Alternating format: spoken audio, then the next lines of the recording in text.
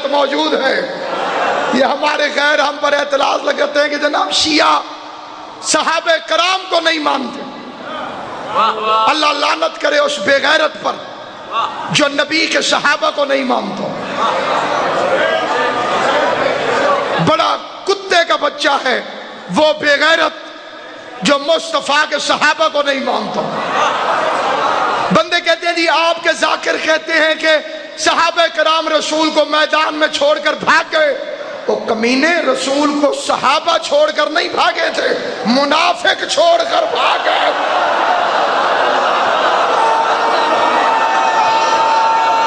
حیدری آخری فکرے میرے گفتگو میری تمام ہو گئی. رسول کو چھوڑ کر بھاگنے والے صحابہ نہ تھے، پڑھے لکھے لوگ، منافق تھے وہ. جی آپ کہتے ہیں صحابہ نے رسول کا جنازہ نہیں پڑھا. کس نے کہا تم سے؟ صحابہ نے پڑھا.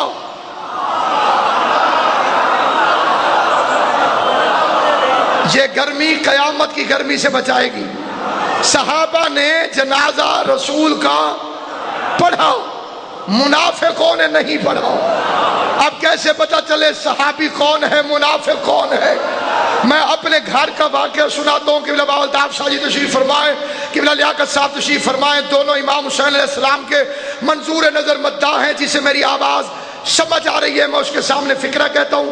آج سے کافی عرصہ پہلے 20 اپریل 1991 کو میرے والد صاحب کا انتقال ہوا تھا.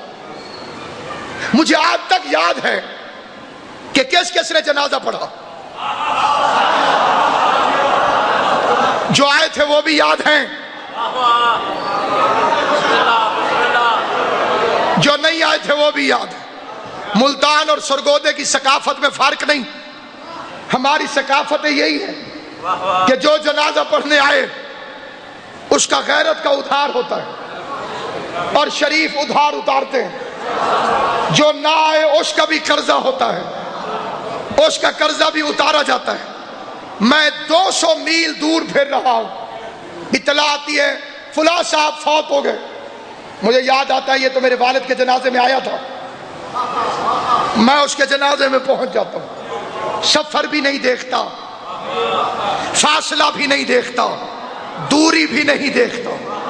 اور جس نے میرے باپ کا جنازہ نہیں پڑھا میں گھر بیٹھا رہتا ہوں.